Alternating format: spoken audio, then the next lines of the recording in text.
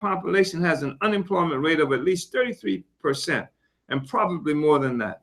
The people are those who represent statistics that say that more than half the black youth are born into poverty and grow up in poverty in this country. These are the people who were in motion.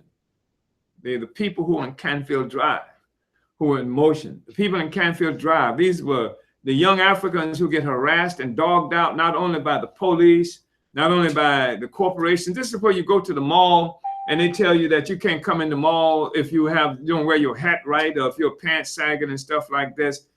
This kind of harassment. And it's also harassment that a certain sector of the African population involved ourselves in terms of, like condemning each other.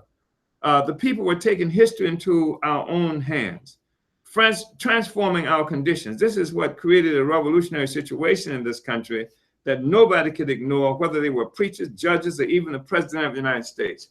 And I think about Ferguson in particular. And I think about all of those people who went into Ferguson, all these different groups and organizations went into Ferguson. Remember, it was not the preachers, it was not the politicians who fought on Canfield Drive, fought the police, who were saying, kill the police. These were ordinary African workers, young people who get harassed every day of their lives, every day of their existence. But what happens in every instance, because they don't have their own organization, they didn't have the African People's Socialist Party there representing them, somebody rises in and then begins to speak for them. They hijack the revolutionary movement that's being made by young people, not just by young people, but by working class people who are most affected by the conditions that we're talking about. So now, instead of people speaking for themselves, they were quite clear. Can you imagine this man, what's his name, Don Lemon or Chris Cuomo, having a discussion with somebody, the people who raise the slogan, say, kill the police? Can you imagine them sitting down? They won't debate them.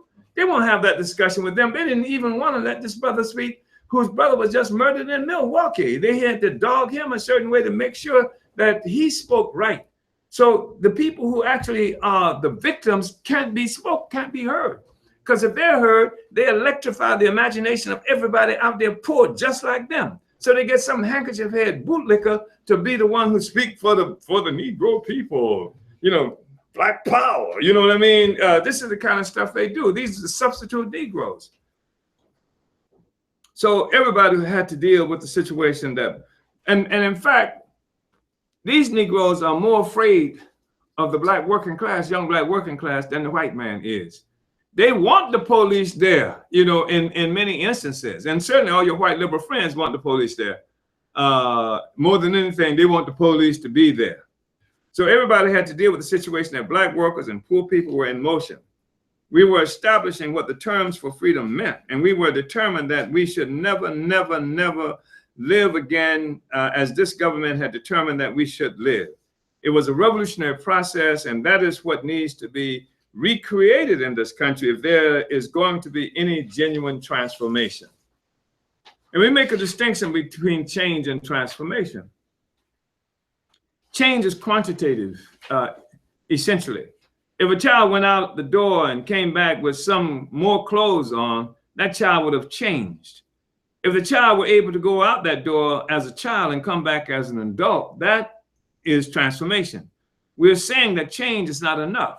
We must transform this particular negative reality that black people are confronted with. And that may be, like a bad example, but the point is that everybody wants to talk about reform, about change, and we're saying it ain't enough to change. A small caterpillar grows into a big caterpillar. That's just change. You still got a damn caterpillar, but that's not going to do it for us. We got to have a revolution. So a caterpillar that turns into a butterfly, that's transformation. We got something totally different. And people want to keep us on this track of just trying to improve the same thing that oppresses us, when what we need is to overturn that. And that's what we call transformation. That is important to say, particularly in a situation such as this on a college campus, where many of our young people have bought the illusion that of what it means to be black, and be in college. Many of our young people understand our presence on campuses such as this due to our own genius. Many do not understand that it was barefoot peasants, black people all over this country who fought tooth and nail so that black people could be in colleges. They fought tooth and nail so that black people could be in colleges, not so we could become the president of IBM, not so we could participate in the corporations responsible for our oppression, but so these resources could be brought back to our impoverished community from whence they came. Many people forget that, and it's not hard to forget. When you are on a college campus such as this, the fundamentally important living objective problems and contradictions of the community are turned into pure abstractions. In a sterile environment, it's a sterile environment. It's precisely the kind of environment that such a system as this can create. It is an environment free from the fundamental contradictions which are outside. You don't live like your mama lives on the university here. You don't live like your neighbor lives on a university such as this. So what happens is they're able to abstract the way your mama and your neighbor live, turning it into a pure abstraction. Whereas there used to be mass terror in the community, and you understood that. Where there used to be poverty in the community, and you understood that. Where there used to be massive unemployment in the community, and you understood that. Now the question is transformed into an abstraction called urban blight. This is the way the system turns the real and concrete problems of African people into pure abstractions. They separate us from the people, separate our brains from the consciousness of the masses of the people, convince us that we can become successful precisely because we sit up here and listen to the same set of ideas that are in part responsible for the oppression and genocide of African and Native people in this country. Listen to me, because this is fundamentally important. To the extent that you and I are able to understand this, I think that we're in good shape. There are a lot of people running around talking about making America what it used to be, about resurrecting this great character of America. Some people even talk about restoring the revolutionary character of America that it once had.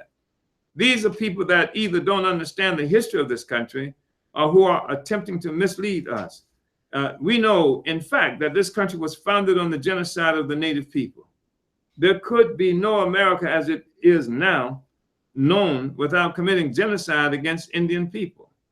Poor choice, that's words, but that is a precondition for any well-being for this university and fancy talking North Americans or whites, if you will, being in this country. A precondition was the absolute genocide and theft of this land. There's nothing revolutionary about that. I just came from a place called Big Mountain. It's in Arizona. It is part of the reservation of the Diné Nation, the Navajo. There are 150,000 of the Diné who are left in this country on that reservation.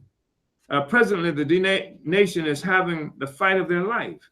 It's the same fight that started some 400 or more years ago. A few years ago, the United States government decided that the land that the Diné Nation was living on actually didn't belong to the Diné Nation. They said that a part of it was owned by the Hopi people, which is another Indian group there. Now, the Diné and the Hopi have always lived in peace, have always lived together. In fact, they have even intermarried with each other. They have lived in harmony and peace with each other for so long that over generations of time, they have begun to exchange religious ceremonies one to the other. That was how peaceful and how tight things were. Well, the United States government discovered under the Diné land a huge coal and uranium deposit that Peabody Coal wants to get to. They have a problem of how to depopulate the land so that they can get to the coal and the uranium. So they discovered all of a sudden that the land didn't really belong to the Diné people, but belonged to the much smaller group. In either the 1920s or 1930s, the United States had created a group of Uncle Toms. You're familiar with them. They called them the Tribal Council. Now, the Tribal Council has no origin among the Diné people. It is something that Uncle Sam created for the Diné and the Hopi people.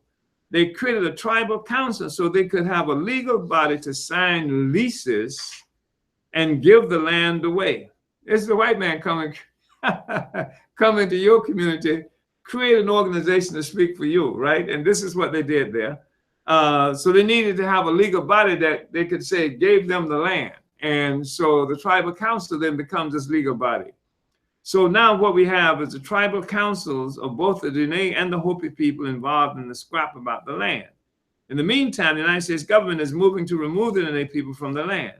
They have a program they call relocation. In the Dene language, there's no such word as relocation. That is because traditionally they have strong ties to the land. From the land comes everything, religion, etc. The whole fundamental relationship that they have is to the land. In fact, they refer to this planet as the Mother Earth.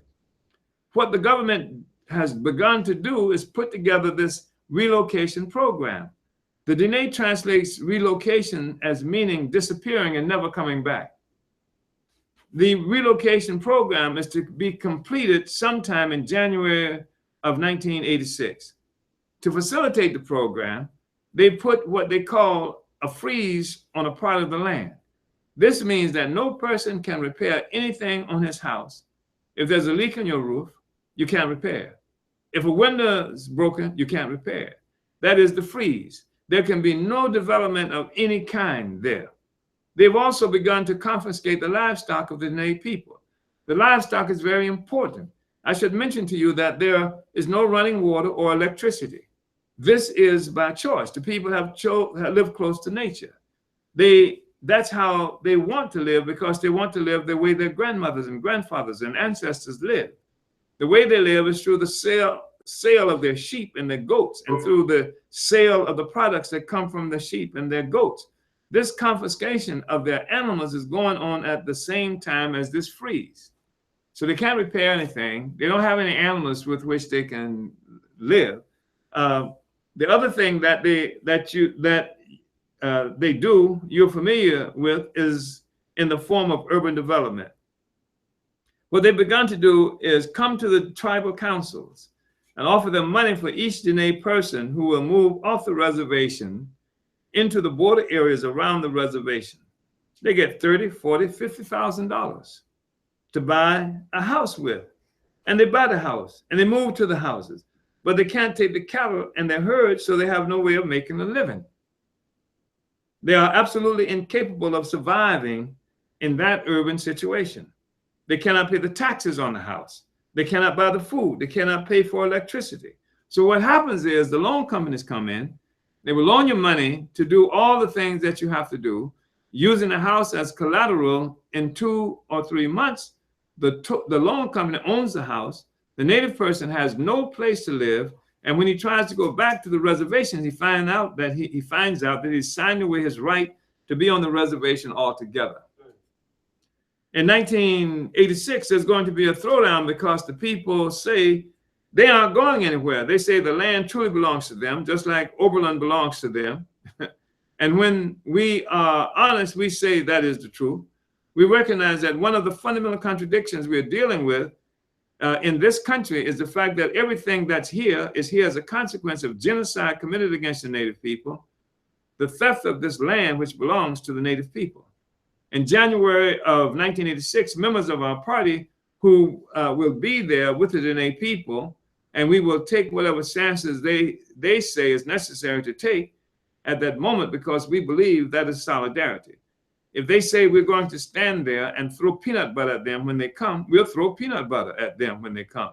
If they say that we should do something heavier, that we should resist at all costs, we will be there and resist at all costs. That is what we believe is solidarity. I mentioned the native people for a reason, more than the Dene struggle, but I want you to know about Big Mountain because it's going to burst open in the newspapers, certainly by January of 1986. More than that, as soon as you can get enough information on it, you need to be finding out how we can contribute to that struggle, because we have a long and beautiful relationship with the native people.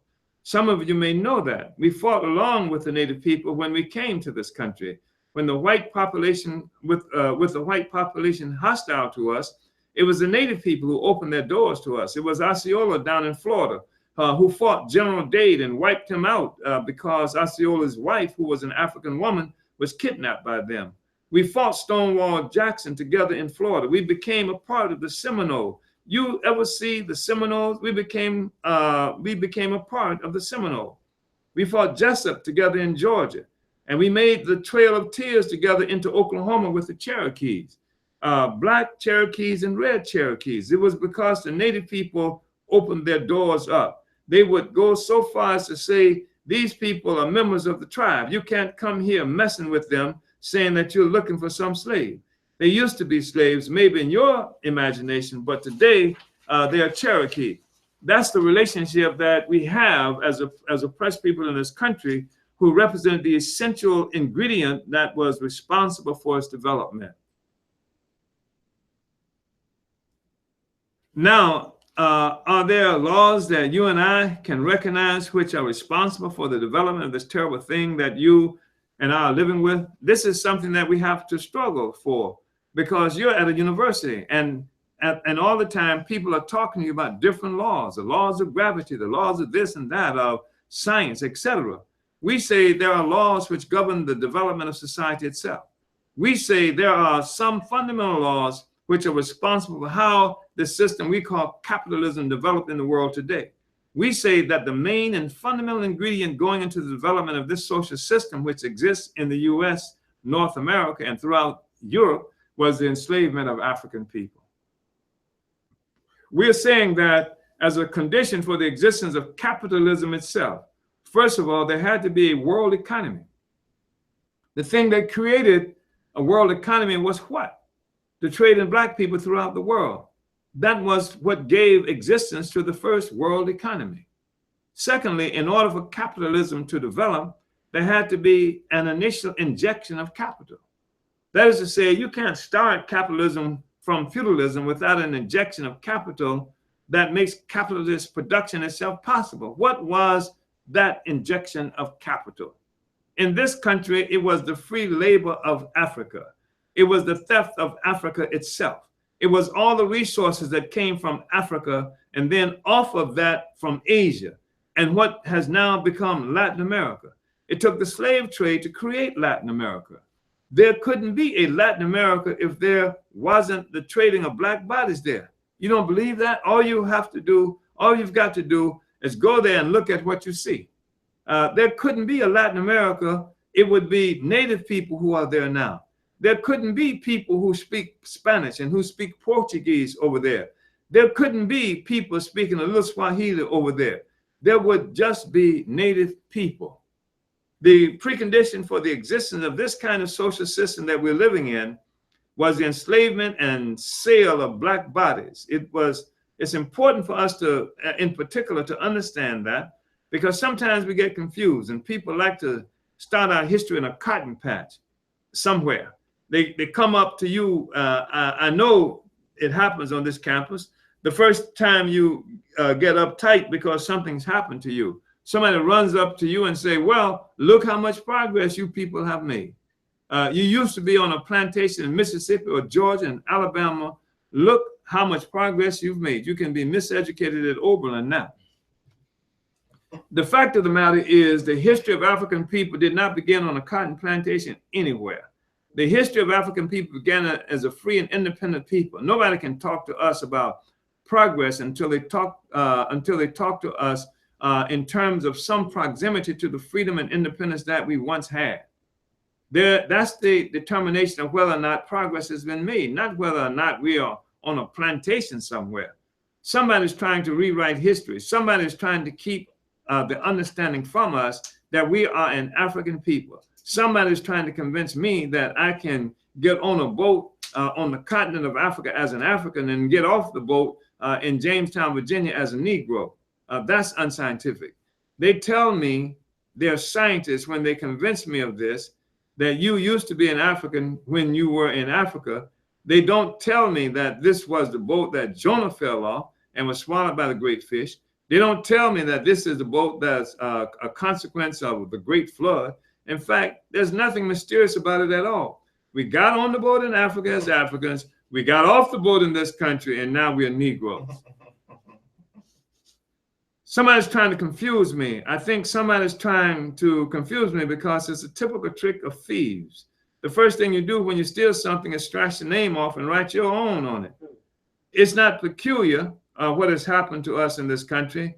White people leave Europe, go to a place called Azania, enslave the people. They change the name from Azania to South Africa, call themselves South Africans, and act like they've always been there. The first thing you do is scratch the name off. Europeans leave Europe, go to a place called Palestine, enslave, brutalize, and chase the Palestinians out. They change the name from Palestine to Israel, call themselves Israelis, and act like they've been there all along. Scratch the name off.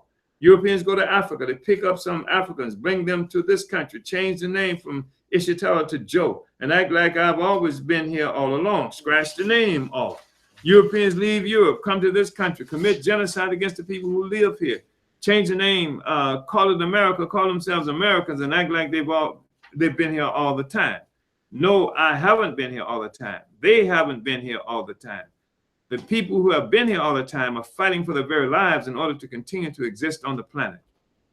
When we look at what the contradictions are, we see that the main leading historical force which characterizes everything that affects us, that which characterizes how we understand the world, is that the oppressed peoples, the slave, is on the ascendancy.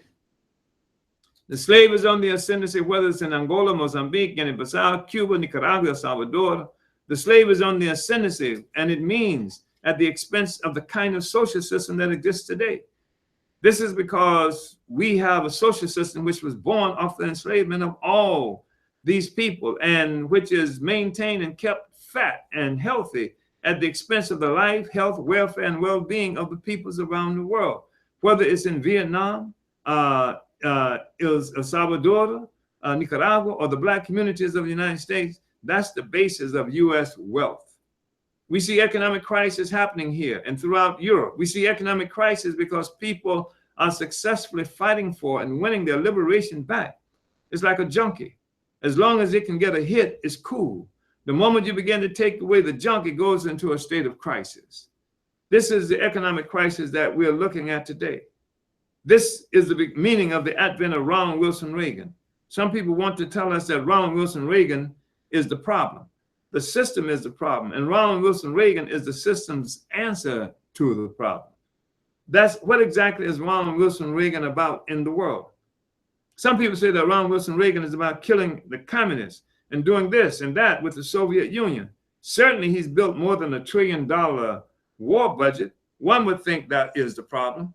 That could only be the problem if the Soviet Union were the basis of the crisis that is happening here and in Europe.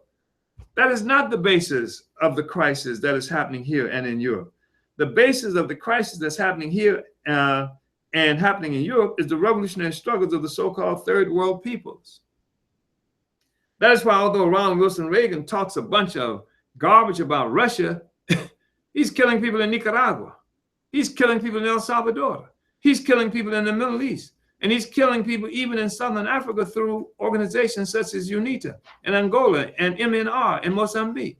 He is committing murder there and in the Black communities throughout this country as well. He hasn't shot a Russian yet. It's the poor and oppressed people of the world who are finally trying to get back on our feet, who are finally trying to put our history back in our own hands that they're killing.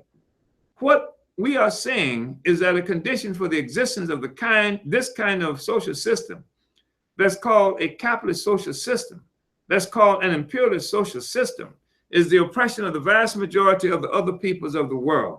To the extent that the other peoples of the world are capable of freeing ourselves from the economic structures that tie us to this blood-sucking animal, this system cannot exist. Please mute. Everybody on the call, please mute your phone until we get to the point where we can begin to talk to each other and you can talk. Some people are in a state of absolute terror in this country. They are so afraid in this country, but there's nothing to be terrorized about, nor is there anything to be afraid of. What you and I have to begin to do is figure out a way to join this magnificent revolutionary process that is happening throughout the world to deepen the contradictions, to deepen the crisis that this country is going through, that this system is going through. We have to deepen it, not repair it, not to try to hold it up, not to prop it up, because to hold it up and to prop it up is to contribute to the oppression of everybody on the planet, including ourselves. Please mute. You have to mute your phone. You and I have to get together and begin developing strategies to deepen this crisis, to make it impossible for it to ever recover again, because this system represents the worst problem that all the peoples on the planet have. This country is the center of it. This is a rotten, vile government that is responsible for murder and genocide every place on the planet, and it must be wiped out. It must go. There cannot be life and U.S. imperialism coexisting with each other. One comes at the expense of the other. And I say there must be life. There must be life. So a lot of confusion is going on in the world. A lot of it has to do with the fact that much of our revolutionary leadership has been murdered, destroyed, wiped out, and imprisoned. As a consequence of that, we have almost 15 years in this country without revolutionary motion of the people. This was in 1984. Almost 15 years. We've got people in this room now who can't even conceptualize the kind of revolutionary motion that happened in the 1960s. And let's see, it's 1984. So most of the people on this discussion were not alive when this presentation was made, by the way. But the conditions that we're dealing with now were ripe. And we were trying to build the same kind of revolutionary movement and consciousness then that has to be created if we're ever going to be free. So it might even sound like the wildest thing that you've ever heard, but I know that what the black workers can do, and you know what the black workers can do, if only historically. Nothing was ever given to us in this country. So we have to deal with this in a process, a revolutionary process of what I'm talking about.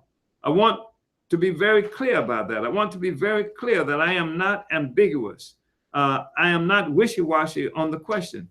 There is no confusion in my brain that black people are going to have to make a revolution to get out of this mess. There's no way we're going to vote our way out of this mess. There's no way we're going to buy our way out of this mess. There's no way we're going to trick our way out of this mess. I know we hear a lot of black folks talking about how we're going to use the man's system to beat him. This system is so protected that in the face of all these missiles and new weaponry, they are talking about just some chump who's going to try and beat this system. This system isn't just an idea. This system is an idea that is reinforced with the most formidable military force on the planet Earth. You're going to beat you're trying to beat the people who sent you to Oberlin when you talk like that. We sent you here to get some equipment to come back and join the people. In this country, we have another responsibility.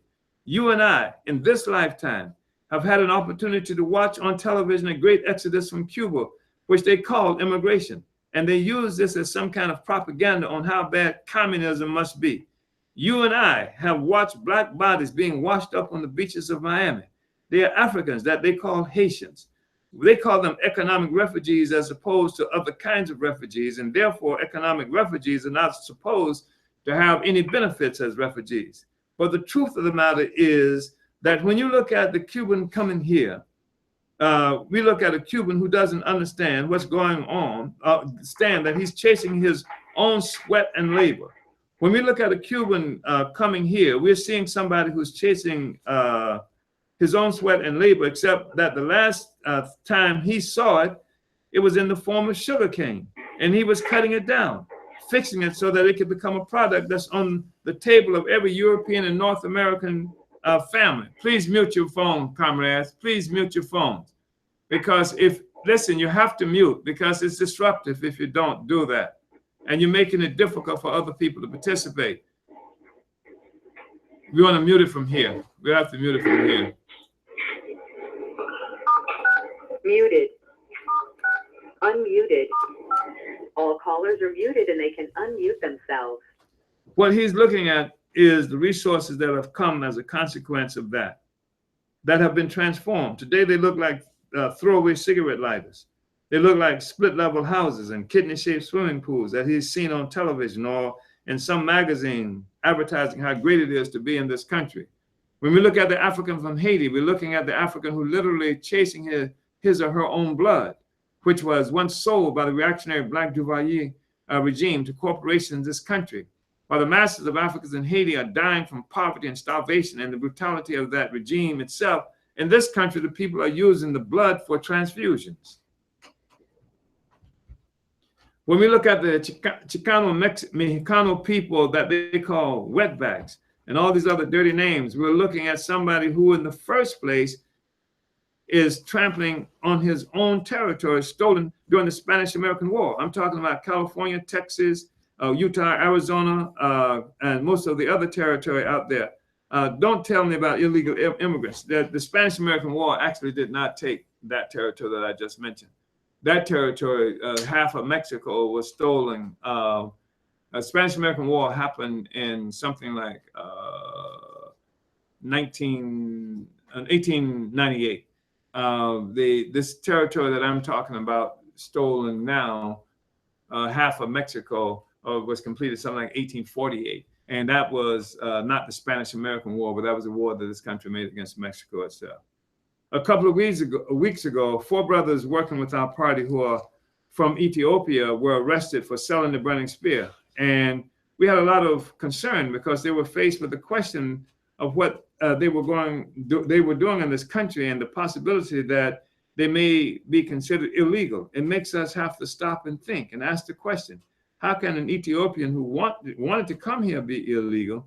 How can a Haitian who wanted to come here be illegal? How the hell can I, who was brought here against my will in chains in the bottom of a damn boat that a goat shouldn't be in, be considered legal? Then I want to ask the question, how in hell can the people who determine what's legal and illegal determine who's legal when they're the most illegal of all on the planet?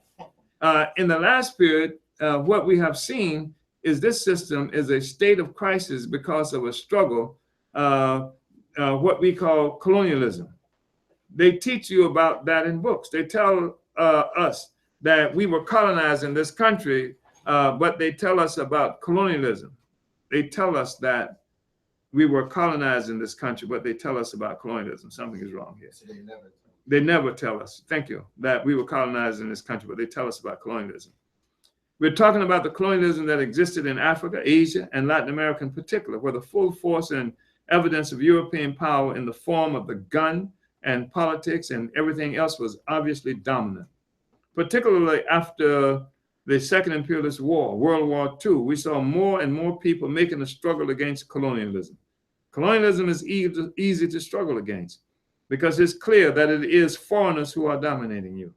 What happened was that as the masses would rise up, the Europeans in Africa and other places would give them a civil rights bill that they call a constitution, and would even give them a flag that they allowed them to run up the flagpole. They even allowed them to have a ceremony and a band to play while somebody made speeches. They did that in a fashion that disguised the fact that the same economic relations existed between the masses of the people and the colonial powers as existed when raw colonialism was there. Now you don't have a white governor in Kenya. You have another reactionary black dog who's protecting the property of the British government. The economy is still owned and controlled by the same forces that owned it before. What we see today is that a similar thing happening to us here in the US, particularly in the 60s. It was easy to identify who the enemy was. It was easy to know that white folks were doing something to us. So black people easily rebelled all over this country, and particularly in the urban areas of the country. Black people demanded black power. 2 things began to happen. On the one hand, a real military force was used to put down our communities. Some of us in this room can remember military tanks in our communities. The military force was used to put down the rebellions and to destroy and kill our organizers and our independent working class organizations. The other thing they did was to create these poverty programs, which they put various forces from the black petty bourgeoisie in charge of. They had the ability to give jobs, food, etc., to black people. Generally, these programs came through the Democratic Party. People who were loyal to and supported the Democratic Party and worked for them in organizations such as the NAACP and various other black organizations were able to have those jobs that control the rest of us. I just want to say this quickly because this is a typical thing that the oppressor has done when a movement gets out of hand, when it goes a certain kind of consciousness, they purchase it off, they buy it off, buying off sectors of the assumed leadership of the community. Even the concept of the tribal council that we just talked about, that they put with the indigenous people. Now, there's a group of people who, there's never been in the history of the Dene people a tribal council. So the white man creates a tribal council that speaks for the rest of them. And then they did the same thing in the 1960s. They created poverty programs and things like that that were tied to the Democratic Party.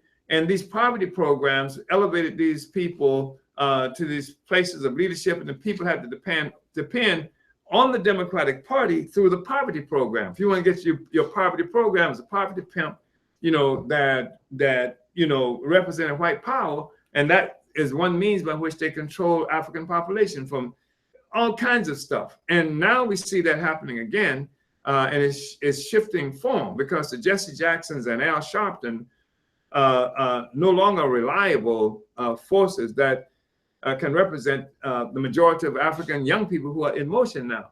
So you've got these, not necessarily government, because people are kind of hip to the government when it does it. So you've got these so-called philanthropic entities. You got the Ford Foundation. You got Soros and foundations tied to this billionaire, George Soros. And you can actually be a militant Democrat. You can be militant, you can block highways and stuff like that, as long as what you're doing does not contribute to overturning the social system. As long as you're not trying to create a damn butterfly and you're just growing the caterpillar, they don't mind that. And that's what we're seeing today, even with these militants now who call themselves, they having to take up some of the same language, but it's a new poverty program, except it's sponsored by individuals and corporate foundations that would do the same thing as governments have done in the past. Among the other things that happened was we began to see that throughout cities around the country, there used to be a white man with a store in the community. Overnight almost, you saw Soul Brother going up, and then a Negro sitting at the counter as though he owned the joint. Increasingly, we've seen a serious problem for the white ruling class in this country as more and more Black people move to the urban centers, so that the U.S. cities are now either majority Black or almost majority Black. This created a fundamental problem for the white ruling class in this country, precisely because our structural relationship to the government makes us such an internal threat, as J. Edgar Hoover said some years ago, to the stability of this country. Increasingly, what we see is a new strategy evolving that we call primitive neocolonialism. It's similar to neocolonialism that's happening every place, everywhere else on the planet. You saw neocolonialism most evident when Ronald Wilson Reagan was able to get 5 Uncle Tom leaders from countries throughout the Caribbean to justify killing people's power in Grenada. You also saw it in the form of people like Jomo Kenyatta and various other Black leaders. You saw it in Somoza, Nicaragua, who the Sandinistas just overthrew. You saw it in the Shah of Iran, in that revolutionary process, which still has not completed itself. Increasingly, you see it in more and more Black mayors and Black city council persons throughout the country who occupy not what we call tribal councils, but what they call city councils. They play the same role that the tribal council plays on the reservation, the same role that Somoza played in Nicaragua, the same role that Jomo Kenyatta played in Kenya. In fact, a neocolonialist is a neocolonialist any place on the planet Earth. In Oakland, California, we live in a city that is majority Black and has a majority Black city council and a Black mayor, and has a population of about 250,000, 250,000 people. In Oakland, there is all the evidence you want to find if you believe that blackface makes progress. You can go there and find these Mercedes driving, cocaine snorting Negroes, and you can think that Black people got exactly what we want until you get out into the community. And you discover that there are 10,000 homeless Black people in the city of Oakland. You find that there are 2,000 people every month turned away from emergency shelters in the city of Oakland. You learn that more than 80% of all the commercial property in the city of Oakland is owned by outside slumlords. You learn that more than 50% of all the residential property in the city of Oakland is owned by outside white slumlords. You learn that more than $300 million came out of the Black community between the years 1977 and 1982 in the form of rent alone. You learn that there are more than 650 vacant houses, abandoned houses in the city of Oakland. Not only are they vacant, but they are not on the market either for rent or for sale, and are used to artificially jack the cost of housing up and to create a crunch so that the people have no place to live and are unable to afford a place to live. Then you look at those Uncle Toms down there. You find that what you got in Oakland, California is the same thing you got in Dominica in the Caribbean. You got neo-colonialism there. You got neo-colonialism here. You see greater and greater manifestations of this all over the country. In the 60s, what we were confronted with clearly was racist dog white mayors and white governments, while today in the 60s and the 80s, we are faced with racist dog black mayors and black governments who are protecting the same property relations that the whites were protecting. We are saying that the key to genuine revolutionary transformation is the black working class. It is the social force in this country that is responsible for every bit of transformation, for every bit of social progress that you can look at in this country. It has been the blacks and poor and working class black people. It's been on the backs of poor and working class black people. You can't talk about democratic rights, democratic liberties in this country without talking about black people being responsible for it. We say that this black working class represents the foundation upon which this entire foul edifice rests. And that when this black working class moves, when this foundation moves, the entire structure moves. What we have a responsibility to do is to take the life given to us from the people back to the people and to organize the people for power so that the people can have their own power. Black workers need to be able to articulate their own aims. We don't need any more preachers talking for us. We don't need any more lawyers talking for us. We don't need the local undertaker to take a message to the white boss. We don't need professors to speak for us. We know it's the truth because the most revolutionary movement in recent history that we saw in this country was black workers springing out of Oakland, California, and spreading all over this country, calling themselves the Black Panther Party. That really shook the foundation of this country. In Oakland, California, we've started a movement. The movement depends upon the power, upon the people, relies upon the people. It says in the first place that power must be in the hands of the people, not the Democratic Party. And we don't care what Democrat is supposed to be for the people, but the people ourselves must have power over our own lives. And so we initiated a movement. I want to just briefly say something about that movement. In July of last year, we occupied one of those abandoned houses.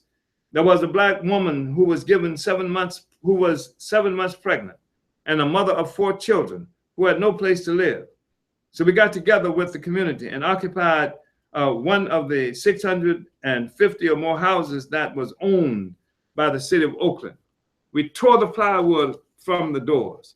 We went into the house and began to fix it up. The people from the community came out to the house and they fixed pots of food to feed the people who were working.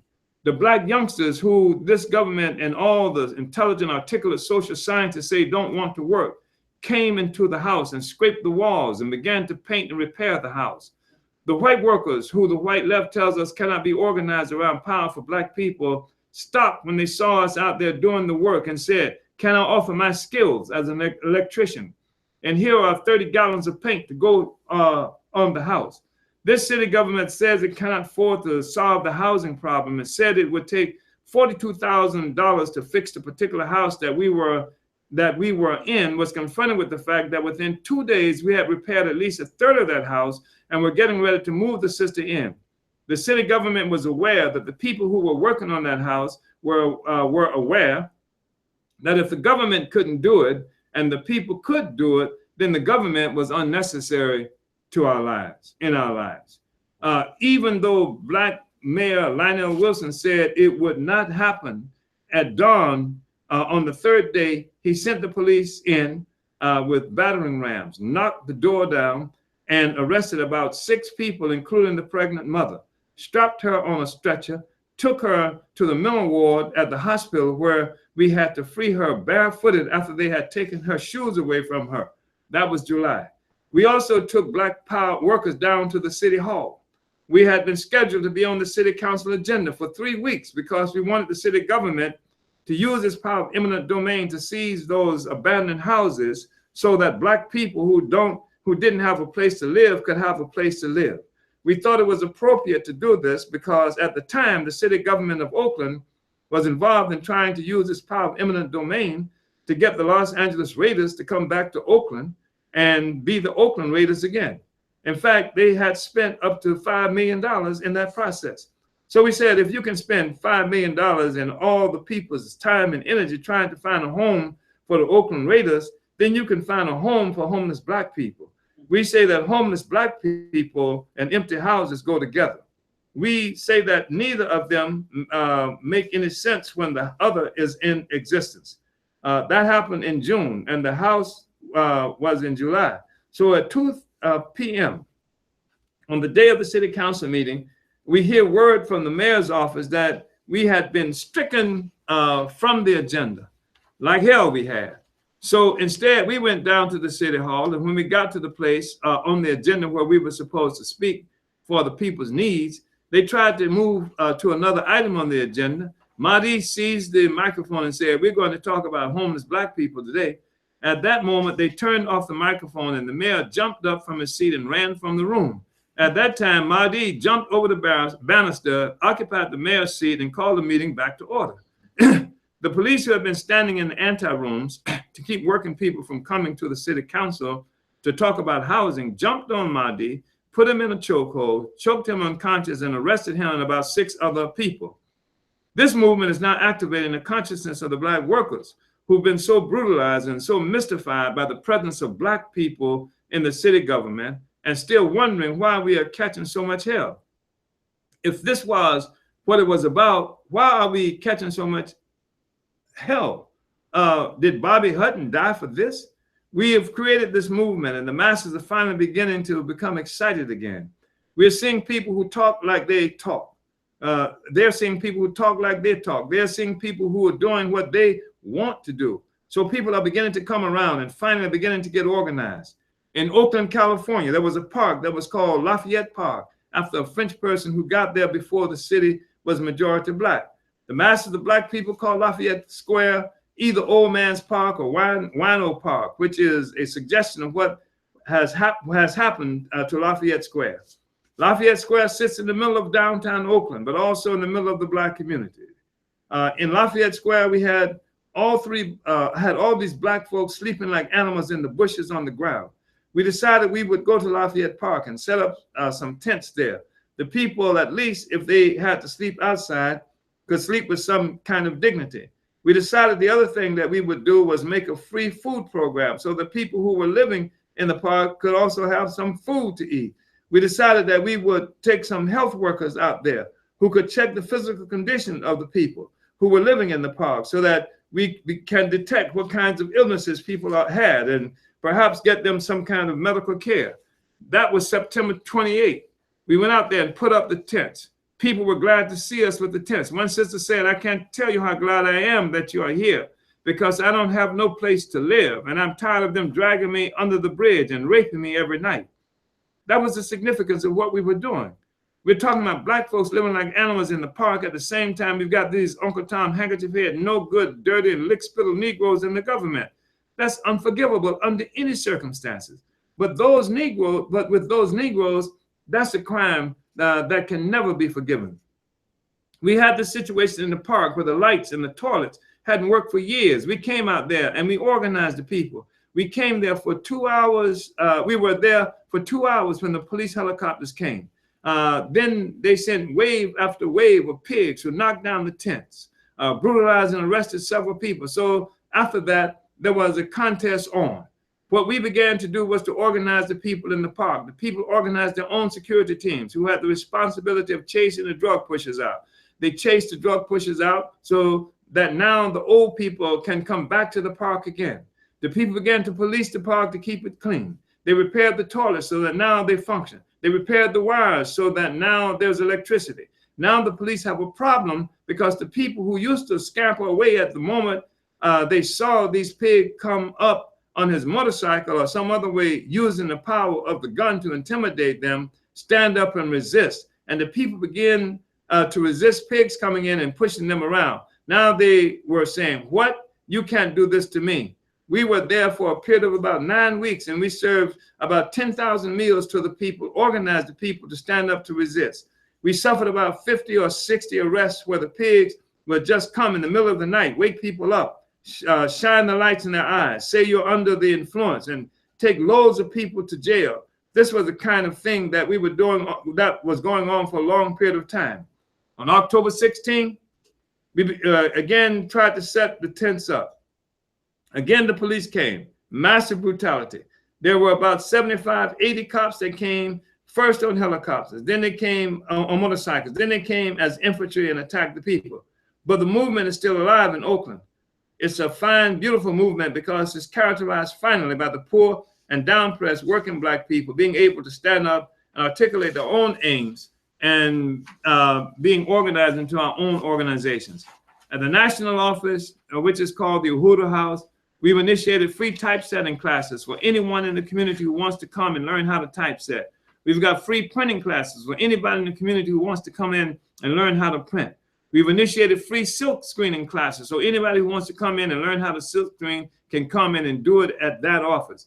We're struggling fiercely to try to provide resources to the community because most of the resources in this country are concentrated in the white communities. I don't know how to typeset. Most people in our party don't know how to typeset. We are trying to provide this skill and these resources and the other things that people can get a job typesetting. You can earn $12 an hour if you can typeset. So if you can type 60 words a minute, it makes sense to learn how to typeset. We've tried to provide these sorts of resources to people in the community. We've also initiated an African People's Child Care Collective. The African People's Child Care Collective is an attempt to begin to address the oppression of Black women. We're talking about the mothers who have the responsibility for 50% of the families in this country. I know a lot of people romanticize motherhood, but motherhood is hard work. It immobilizes women socially, economically, politically, and otherwise.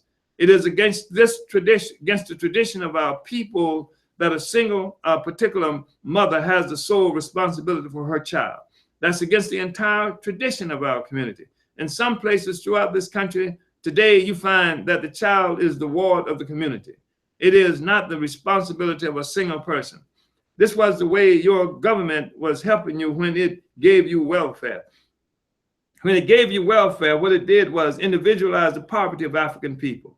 It used to be a time when we collectivized our resources and our poverty was a collective poverty. Now it's individualized. Not only has the government done that, but it has gone so far as to say that if you're going to get this welfare and you're going to get this subsidized housing, you can't have any man here. So they have these Gestapo agents that they call social workers who have the ability to come into your house, look under your bed and your closets, and in your closet to see if they can find evidence of a man. So it is better for a Black woman not to have a man in the house if she's going to survive in a country that doesn't want Black people to survive. Now the welfare system and the U.S. state have become the husband of 50% of the Black women in this country. So we say, let us build an African People's Child Care Collective. Let us struggle against this oppression of Black women. And at the same time that we make this struggle, let us transform our communities so that they can really become communities again, where all of us assume the responsibility for our children, just as we should assume the responsibility of our children. If we don't do it, nobody will. And in fact, we will continue to see these astronomical differences in the infant mortality rate of Black babies and white babies that we see now. The African People's Child Care Collective is an institution that brings people together, but particularly it's sisters, because sisters have the immediate problem and suffer from it. But we're trying to get everybody to participate in this so that now we collectivize child care. Somebody might take care of the children once a week or maybe once every 2 weeks, depending on how many people there are in there. That way you don't have to have that responsibility every day. Also, we get the food to feed them. A lot of people ought to give us food. There's a lot of resources out there which belong to us.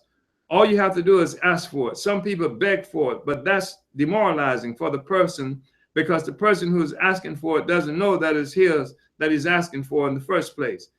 At this moment, he knows that it's his. at the moment he knows that it's his, it's going to be cool again.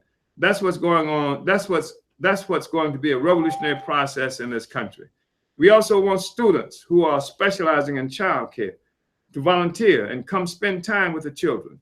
We want storytellers to come and tell stories. I don't care if they're just newborn babies. We want health workers to come examine the babies, because Black people don't go to the doctor until there's an emergency. You don't see a dentist until your jaw is blown out because we don't have any cash. So we want our babies to be taken care of. We believe that you and I together can deal with the infant mortality rate affecting our children. And we can deal with this oppression that's affecting Black women.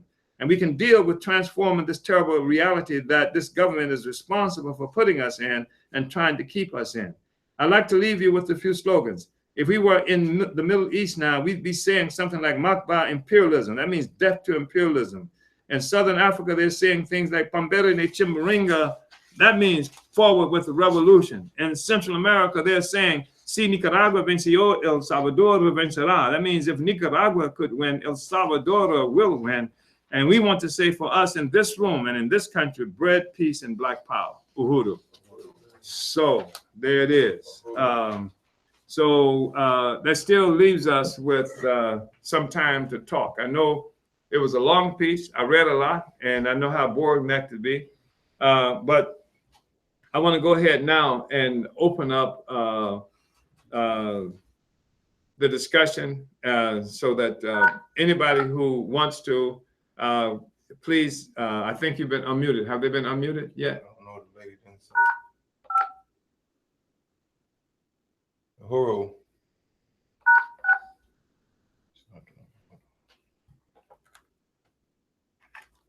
Please don't hang me up.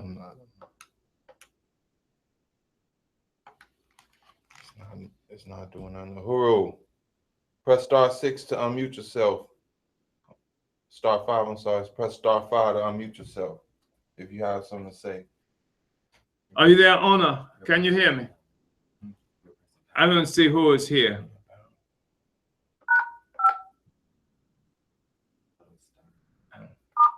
I'm still trying to find out if anybody's on. It may be necessary for you to unmute yourself. No, that's too cool. Are you there, K-Fing? Uhuru, okay, we got somebody. Just want to make sure whether Uhuru. Yeah. Can you hear us? Yeah. You hear us, right? Okay, so I want to open it up now for discussion. I don't know if it's a lot for something. Oh, wow. Can't hear us. Or maybe, hopefully it was close. Maybe. Uhuru. Uhuru. Uhuru, can you hear me? Kinga, can you hear me? Yes, I can. Okay. So I'm hoping that people heard most of what just happened now. We're going to open it up for discussion. Is there anybody who with anything, any discussion from this reading? Deson. First, I just want to say that I really appreciate this study. It really just made me think about how we as African people have lost our historical memory. I think a lot of times people try to study like African history and antiquity, not really studying what has happened recently and really studying the stuff that would really change our conditions, as opposed to trying to study like what the ancient Africans used to eat and how they used to meditate and things like that.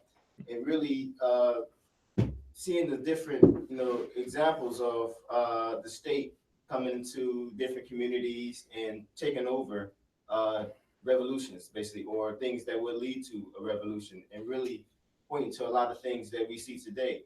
So just this idea of us having lost our historical memory and being able to go back to these times that are relatively recent, and being able to see how things were done to us and to see the way forward, how to make sure those things don't happen again. So that's one of the things I really took from this study, and I really appreciated that. Uhuru. Is there anyone else? Anyone else? Comrades?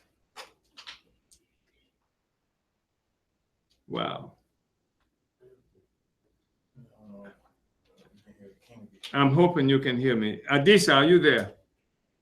Press *5 to unmute yourself. You may have to press *5 to unmute yourself.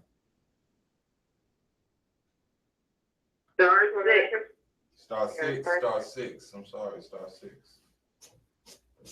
Uhuru. Is there anyone who wants to contribute to this discussion? Hello, Chair. This is Sophie. Yes, Fofi. I think even though it was 80-something, 83 when you did it, it is appropriate right now, like you say, for people that are just coming into political life, like myself. It was right. It just kind of brought me up to par. Uhuru. Uhuru. Anybody else? Uhuru. Yeah, I just want to say a little bit about those Oakland years you were talking about, which were, I think give some kind of idea of what we mean when we say the mission, the responsibility of our party is to lead, because, that was a tremendous struggle there in Oakland that centered around the whole question of housing and property relationships that the African people had to the white ruling class and to the neo-colonialists. But that was not the only question that that the party dealt with in Oakland, because any problem that the people had, they were coming to the Uhuru House to look for it to be solved, whether it was the police or the landlord. So I think that that we need to really do a little bit more on showing the accomplishments of that movement in Oakland, and what we can do when we dig in to the community day in, day out. Just outwork the shit out of the bourgeoisie, and we can win. Anybody else?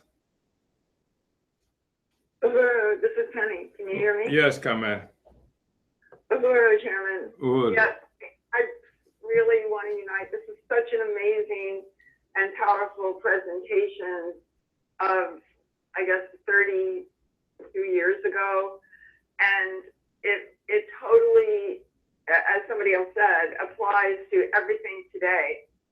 That, it is just really profound. And talking about the question of revolution, why revolution has to be what is struggled for, why the African working class has to lead it, and showing the struggle and the conditions of colonialism, the conditions of colonialism for the indigenous people, and the other struggles that were going on in that period of El Salvador, Nicaragua, and other places throughout the world, and then the struggle in Oakland. So it's just such an educational piece. And it just shows the continuity of the struggle of the party and the party's strategy over the years, that something of a whole generation ago still completely applies, and maybe even more so to the situation of today. Uhuru. Yeah, I think that one thing, there's several things that's significant about this particular study. And I want to do more like this because people need examples of, first of all, of what it is to be in the movement. We don't have to recreate the wheel. And people need to see how building a revolution, first of all, that revolution is necessary. That's one thing that you don't even hear people talking about, who come up with their agendas and who, being funded by Soros and Ford and what have you, who are supposed to be the leaders. They're not talking about a damn revolution. They're talking about affecting policies of the government, and not as a part of a revolutionary project, but that is the aim, more or less, itself. And so if you look at just the examples that we've given, the examples of other peoples who are in struggle, and the history of those movements. You look at the indigenous people in this country, the Mexican people here, the history of the struggle, and to see that there's a historic relationship between the struggles of all these people.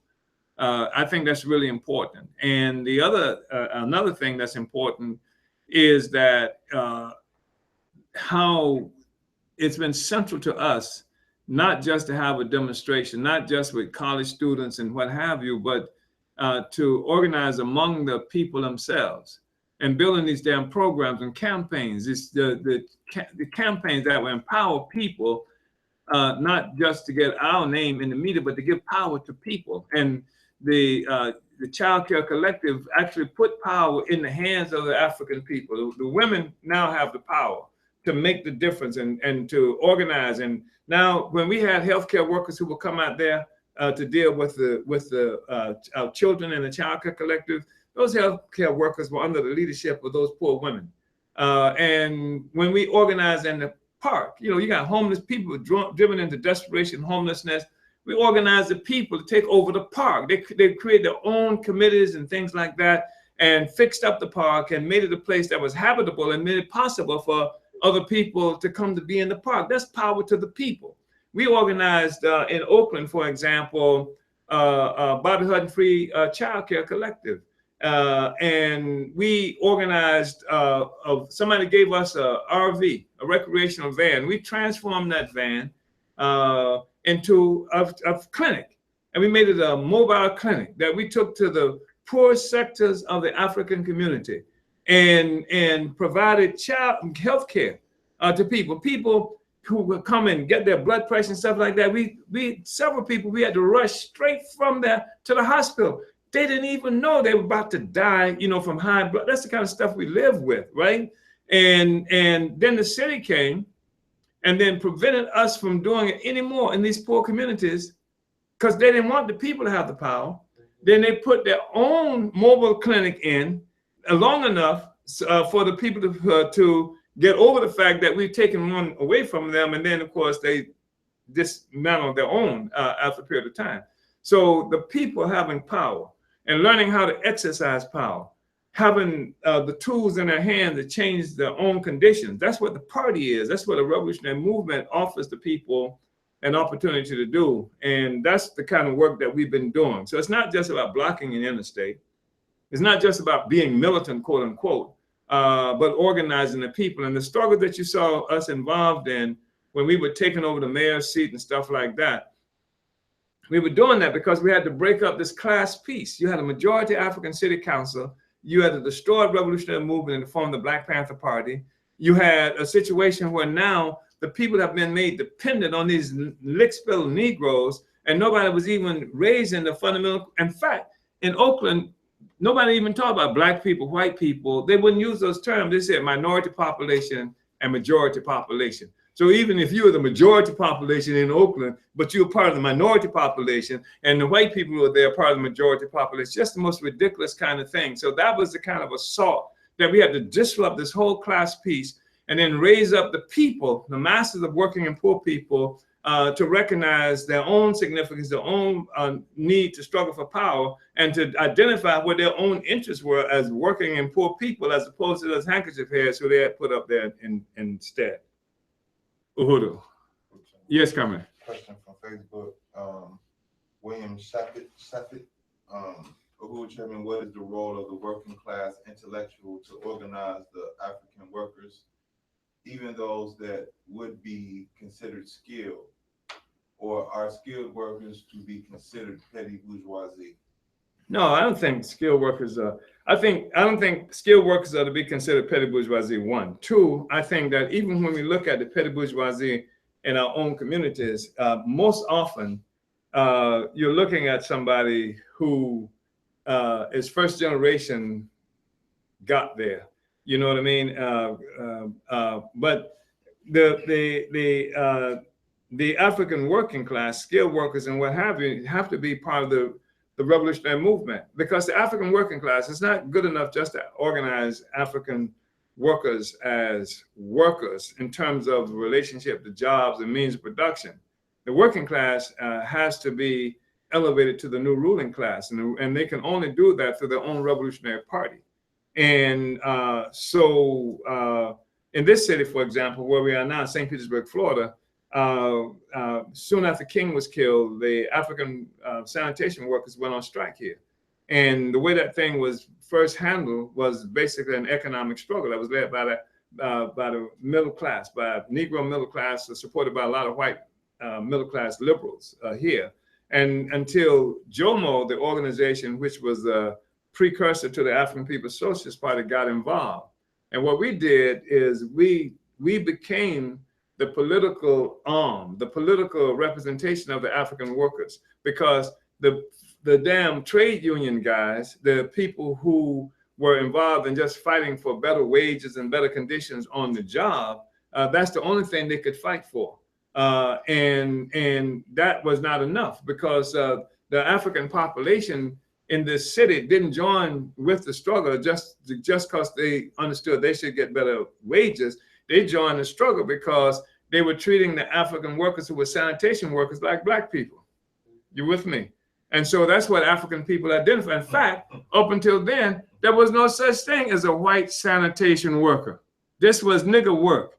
And we were being treated like African people. So it was an anti-colonial struggle. And the political representation of the working class was JOMO, that we were their party. And so the African People's Socialist Party is the party of the working class. And we have a responsibility to organize all the workers. We organize the workers in trade unions, but we organize more significantly workers into their own revolutionary party. And that's the task that's before us. Uhuru. Yes, guys. This study is so powerful. And I think it's perfect for the audience that it was talking to, but it's also perfect for lots of different audiences. Mm-hmm. And just really talking to them, these students in college, and really getting them involved. There's so many different aspects of it, of the speech, but one thing around the whole thing around terrorism and freedom fighters, that they're really freedom fighters. And I think that we really, as the party and stuff, really have to expose that, because making sure that African people see that these other people are just struggling for their freedom, it helps you to see your situation, because we're so confined in, seeing ourselves the way that, colonizers have forced us to see ourselves, that when we see that, they're fighting the same thing I'm fighting over here, it really exposes just imperialism as a whole. That was one of the most important things that happened in the 1960s, when despite everything that the bourgeoisie, the rulers, tried to do, Africans began to start seeing a relationship between the struggle of African people here and the people in Vietnam. This was a cutting edge thing, because Malcolm X, you remember Malcolm X, he really, harped on that. And the Student Nonviolent Coordinating Committee, SNCC, became the first organization in the so-called civil rights movement to come out against the war in the Vietnamese War. And even if you remember, well, you won't remember it, but the fact is that when King started getting involved in the civil rights movement, the leadership of the Southern Christian Leadership Conference, his organization, they were opposed. You cannot get involved in international stuff, except Malcolm X. That's what people say got Malcolm X killed, because he took it to the international level. And so this whole notion of being able to see the relationship of the oppression of African people here and other oppressed peoples around the world, to take it out of this so-called domestic context, where we're just some kind of the property of the white people here. And so only the white people here should say what should happen to us. And when we get involved and work with other people, then we some kind of traitors to the white people here, because now I'm talking with white people in Russia, and I'm talking with white people in Ireland, and I'm all talking to Mexicans and Africans and all other people around the world. So that's a critical thing. And in terms of the mindset of African people here, because it's been kept in this very parochial kind of place. So not only do we not understand that the Vietnamese are our comrades and the Mexicans are our comrades and the people in Afghanistan are our comrades, we don't even understand that often that Africans in Haiti and Africans, people who look just like us, are part of the same people in the same nation, and therefore the same struggle. Uhuru. Uhuru. Yes. Can you hear me? Yes. This is Columbai Chairman. Yes, And first and foremost, I just really want to appreciate this study. And I'm in Chicago with Kabula right now. We've been doing outreach to build for the convention.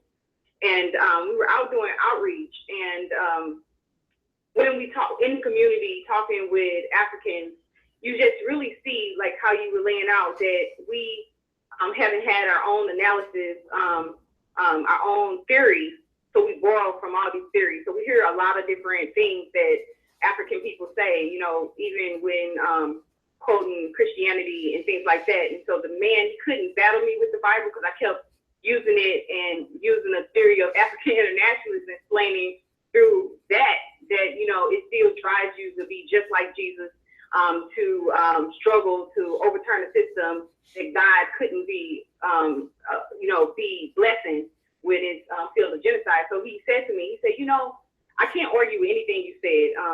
I appreciate what you said. He said, but it's something that I'm missing. Like it's something in what you're saying that I don't know. And it was just that he heard his own interest for the first time in his life, an interest that spoke to, you know, his freedom, and, you know, really showed him that simply, because, you know, he got to the point where he even told the other people, stop trying to, she just gave us the gospel and told us we got to be free. So we can't argue with that. And we met some young people that were, you know, telling us, you know, that really don't understand revolution. Like you said, that it has been, you know, when they destroyed the Black Panthers and destroyed the movement, they really have not heard this. So even when they hear people say Black power, it's in this remote way that they don't see how they see themselves in it. Yeah. And they were saying like a whole bunch of goofy stuff. And I think the comrades that was with me was like, you know, kind of destroyed by what they were saying. But I understood like why they feel that way, you know. And so when we came back to the car, they came over to me, was like, you know, I really appreciate what you're saying and what you're doing. You know, like we were playing too much. You know what I'm saying? Because I knew they couldn't believe half the stuff they were saying. Yeah. You know, but I was just, you know, being patient with them, and, you know, just thinking about myself. And that's why EPDM is so extraordinary, and it has to be built, and we don't have to invent the wheel, because EPDM meet people at a political door, and we understand what happened and why EPDM was built in the first place to, you know, really bring the masses into political life again, and meeting them right there, because they are born all these different theologies that do not speak to their self. And African Internationalist is one that speaks to the poor working class, and it has a to what end? To freedom. And so I really just appreciate the party, appreciate African Internationalist, the theory that we have now for ourselves, and we have to continue to build EPDM wherever we are. It's not a maybe or I think so. It can't be an afterthought. It's a must that we go out to speak to our people. I think the last thing we had did is outreach in what community is that, Kabula? The SGL? The SGL community. Again, they borrow on all these theories of why they must fight for this thing. And so when we were explaining them where they see themselves in this, they were like having these aha moments that you just, you know, fighting for to put they and them in a dictionary, or for same gender loving get married. But what about you African, you being murdered? You know, like understanding that that has to be the task at hand, and seeing themselves in a new world, a new society. It's just and then we just was connecting that HIV is genocide. And I mean, they flooded the tables of signing this petition and understanding like, wow, you know, like Black power people accepting, you know, really, you know, fighting for us and seeing themselves in that was just really, really good. So I just see like how we have just brought all these things, and our people have connected themselves to a lot of different things. So I really appreciate this study. And one more thing, I was thinking like how you were saying that a lot of people come into the movement. I wasn't going to revolution, you know, when I met the party. Like I didn't even know what that meant.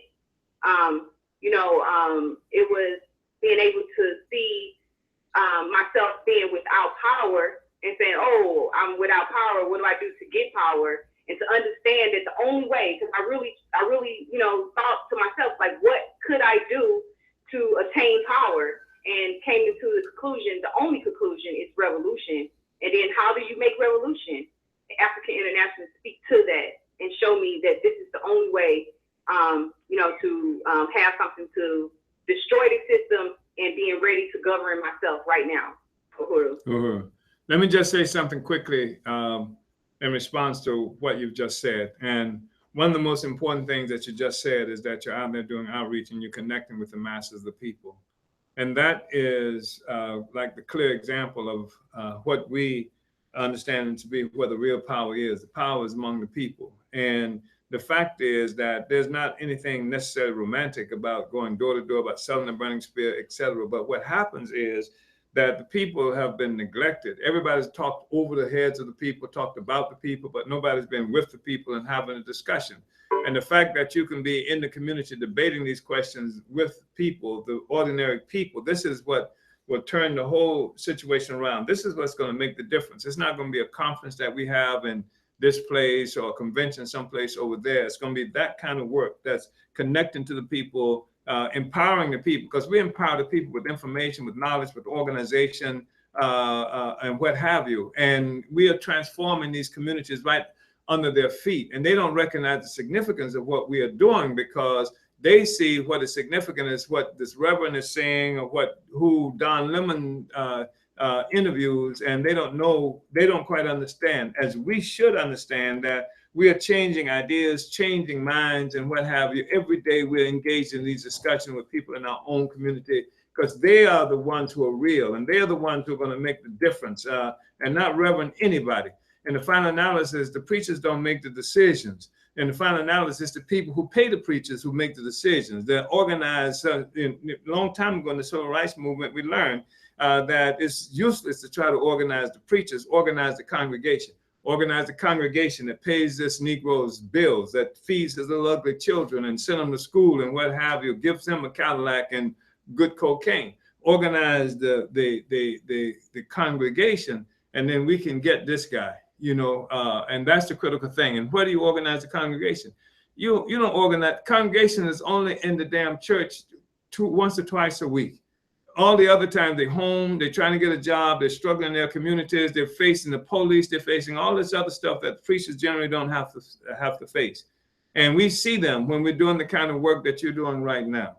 And we're talking to that congregation every day. And that's the thing that's going to make the fundamental difference and give the people access to its own power. And what is the power of the people except the African People's Socialist Party, right? And Uhuru. So it looks like we've exhausted the time anyway, if not the discussion. I just want to go through a roll call once again to see who we've got. I think I've heard 2 or 3 people drop off. So I have Ona Ikenge come on.